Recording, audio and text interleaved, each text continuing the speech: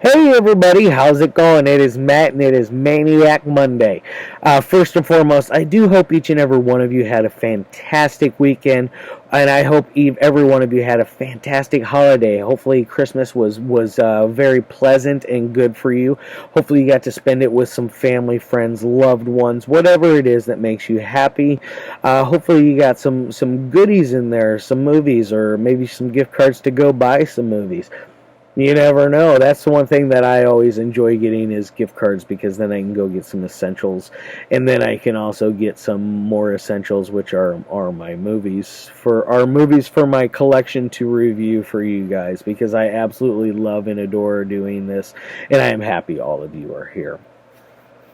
And then I do hope that each and every one of you are having a fantastic morning, evening, dawn, day, or dusk. On top of that, and I do want you to please like, share, and subscribe. Please, please, please. I see I'm up over that 400 marker. It's wonderful seeing that, and I can't thank you guys enough. Let's see where we can go by the end of the year. We'll see where I lie at. We'll see what 2021 rolls in for us. And then do also, before I forget, look in the description box for more information on the daily film, such as your brief synopsis, your starring cast, runtime of the cut I am watching, MPAA rating, if there is one that exists, which most of the time there will not be one.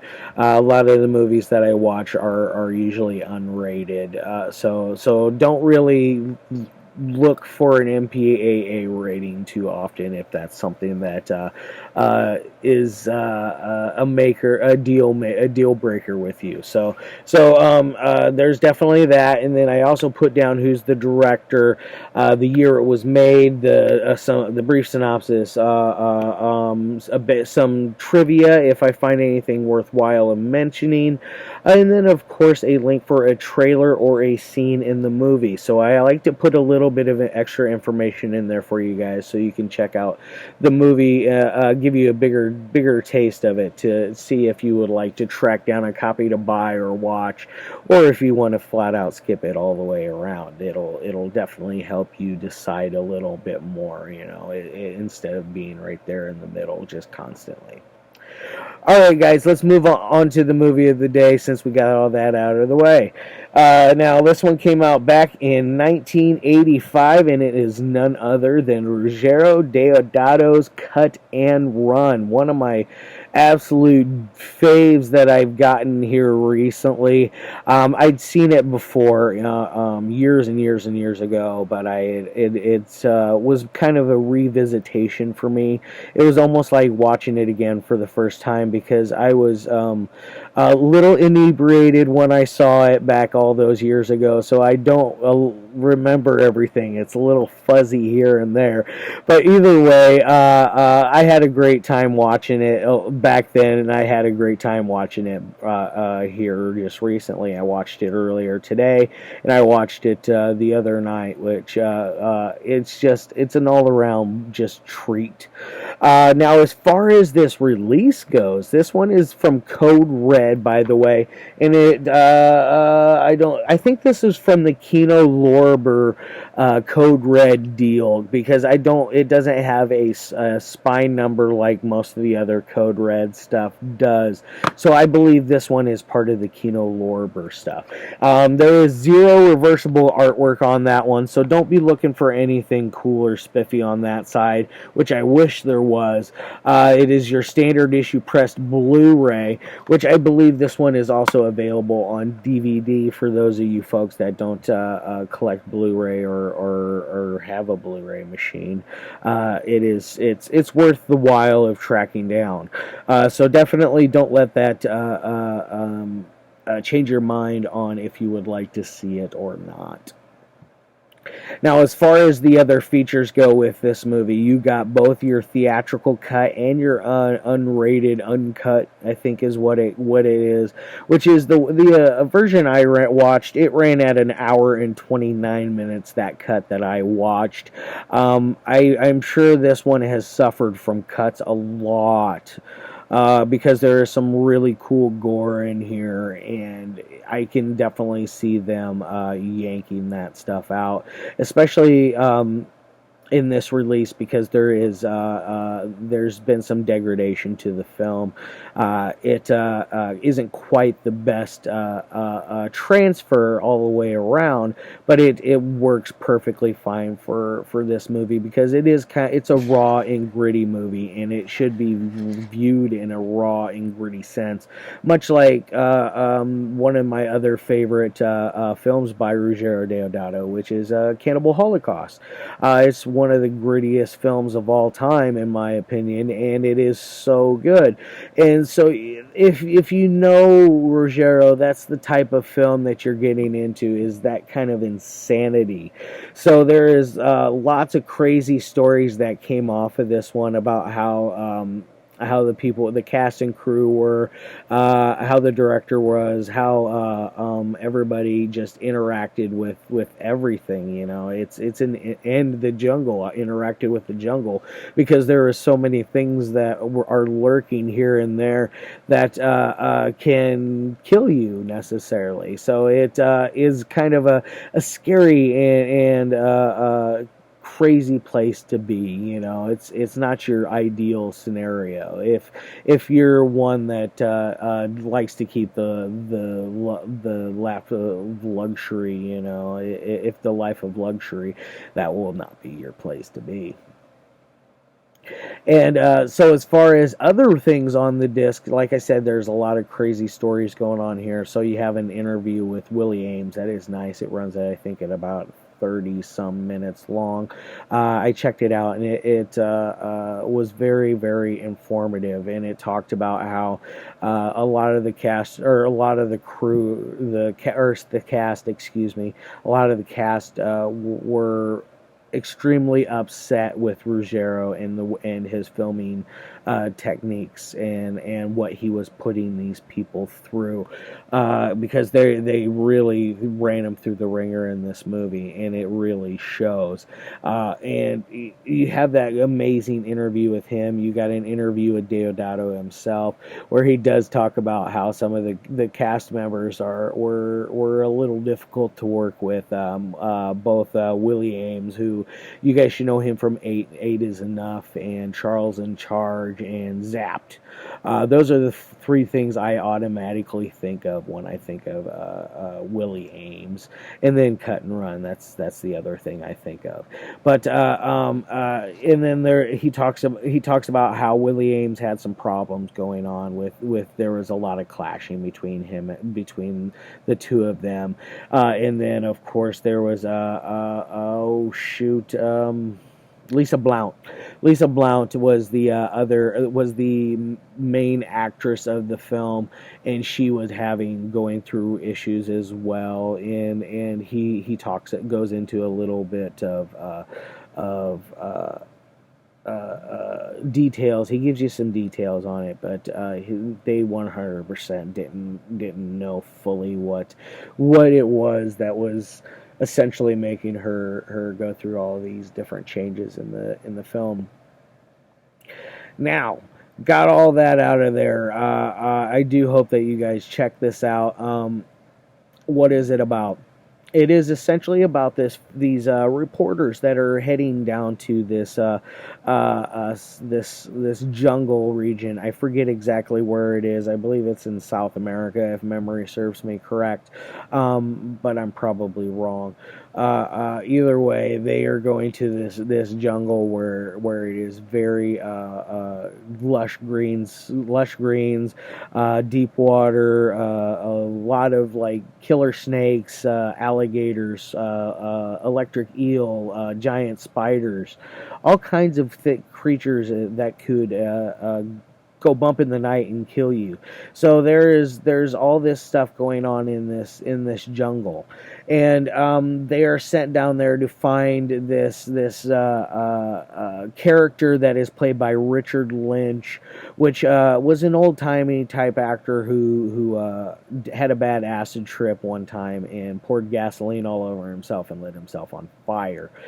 He plays this crazy colonel in here who has ties to Jim Jones Jones and the Jonestown Massacre. He was essentially somebody they talk about in here, how he faked his death and how they thought he was a dead man, and how they find him here, and he goes under El Fantasma, or is what they kept calling him at one point in the movie. He has this tribe of people that is led by Michael Berryman. They right away at the beginning of this movie, they take out this cocaine cartel cocaine type setup where it's out in the jungle. If you see here, they're these houses that are basically built on they're on pillars up above the water, so they're almost surrounded by water fully, so they can see everything coming at them, except for they're not paying attention to what's coming at them in the water. Michael Berryman and this tribe, they completely slaughter everybody there, chop off, cut some heads. It's nice and fun scene. So Richard Lynch's character, he has them do this, and they steal the cocaine, and he takes it back to his own manufacturing plant. So it shows what kind of a character both Michael Berryman and Richard Lynch are. They're your main bad guys. They're your main baddies in this movie. And then while you're going down there, you have both Lisa Blount and Leonard Mann. They are two reporters that are sent to South America to do the story on El Fantasma, and they're also a little side story with Willie Aames, where Willie Aames is the son of the one of the main bigwigs at the cable television news channel cable show that they are broadcasting from. Holy cripes. But either way, that they're broadcasting from, and they it's interesting. He plays the son of this guy, and so they're supposed to kind of keep an eye out for him because he is allegedly down there, and how that ties in, they both tie into each other, is just that's one of the biggest plot hole thing. I feel like it's like how, like, the odds of that are slim to none in such a giant lush jungle. There's no way. But it just happens to be a coincidence that he is tied in with this drug cartel and Richard Lynch and Michael Berryman's characters. So it's that close of the story, like they're woven in together that close, which Willie Aames's character, he's very defiant, and he from the beginning is trying to get away from these people, this cartel. And there's the one of the baddies in there is played by oh shoot, I forgot his name right now. John Steiner, I believe, is what his name. A British actor, if memory serves me correct. There, he plays this lead baddie that keeps a lot of the prisoners in check, and he's one of the ones that you get to see him split later in the movie. It's one of the coolest scenes. That is one of the parts where you do notice some degradation on the film, just to point that out. It is a very degraded quality, is almost like a VHS transfer almost, but it is very, very brief. It is like, seconds long. It's like probably like 5 seconds, if that. So it's pretty quick. But either way, he's trying to get away, and this dude is constantly catching him, giving him a hard time. Willie Aames so that's how Willie Aames is tied in with all of this. And so and the dad is paying all these people to find out where Willie is, and that's where Willie Aames's character is, and that's kind of how he gets it figured out. Now, what else do we have going on here? You have some very sweet gore. Like I said, you get to see somebody split. You get to see some heads chopped off. You get to see several heads chopped off in this movie. You get to see some gunshots. You get to see Michael Berryman come out of the water like a madman and kill people left and right. It's pretty cool, and he has a fun little bit towards the ending because he has to have his final little hoorah when it comes to this movie. It's just absolutely stunning. So definitely check this one out. As far as any kind of ratings would go on a 1 through 5 for the technical side goes, I'm going to give it a 3. It's middle of the road. It's acting and it's momentum of how good of it's delivered to you very very well. You don't get bored. I never get bored in during cut and run. It is absolutely entertaining from beginning to end, much like Deodato's career. The few films that I've seen, they're great from beginning to end. So it carries itself very well on that end. The one thing that it brings it back is there's a few plot holes, which the one where I'm like, how it's not a plot hole, but it's not convincing to me how easy it was to find both the son and this El Phantasma who's been avoiding people for however many years, because this is made in 1985, and I forget when the Jonestown suicides was. All I remember is it was in the 70s, but either way, he's been on the loose this long, and they found him like lickety split. I call bullshit on that. But either way, that's one of my biggest beefs with this entire movie. Really, my only beef that I can say that I have. Otherwise, I would definitely give it a higher score on that technical side. It is bordering the 4. It is just below it, just a pinch. It's more like a 3.5 is what I would give it. But as far as an entertaining side, as I was telling you, from beginning to end, top notch. The acting's on point. The jungle, like I said, is so, the jungle and all of its creatures are presented so well by Deodato that they are an extra character themselves. Which is, you have an inanimate object with all these living creatures in it, making a deep meaning, have more meaning than just being scenery or surroundings.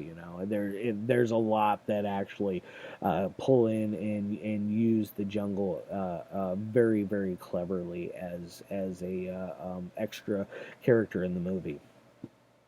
Now, where would I say this is probably a 4 out of 5 on that side? So this is like a 7 out of 10 movie in my opinion. I hope that each and every one of you that are into the not really obscure, but stuff that isn't really talked about as much, that should be talked about a little bit more, because this one I think is a fun flick from beginning to end. Alright guys, I'm going to get the hell out of here. I got things to do. I hope all of you guys have a good rest of your day, and I'll see you tomorrow. I'm not 100% what exactly I'm doing. I do have the whole week lined up. I'm just trying to figure out which day I want to do them, And next week, maybe next week, I have something crazy lined up for you. We'll see. Alright guys, love your faces, and I'll see you tomorrow.